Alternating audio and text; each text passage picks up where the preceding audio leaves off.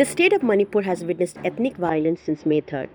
Violence erupted after a solidarity march was organized by All Tribal Students Union of Manipur against Meitei community being included in the ST category.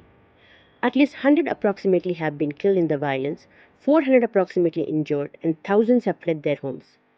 Congress leader Rahul Gandhi visited the Manipur state. He is on a 2-day trip to the state which started on Thursday. He had to travel by a chopper after his convoy was stopped, citing security reasons.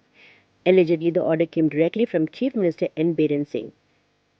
On Thursday, Rahul Gandhi paid a visit to relief camps in Churachandpur, a Kuki-dominant district, and a town affected very hard in the ethnic violence.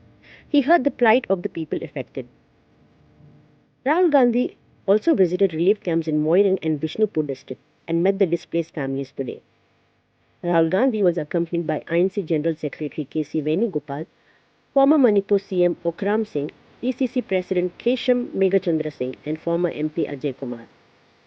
With the continued violence in Manipur, law and order in the state has worsened. Manipur Chief Minister N. Biren Singh is likely to meet Governor Anusuya Uike, and there are speculations he may resign as the Chief Minister of Manipur. Hundreds of women gathered outside Singh's residence in Imphal, forming a human chain and saying they do not want him to resign.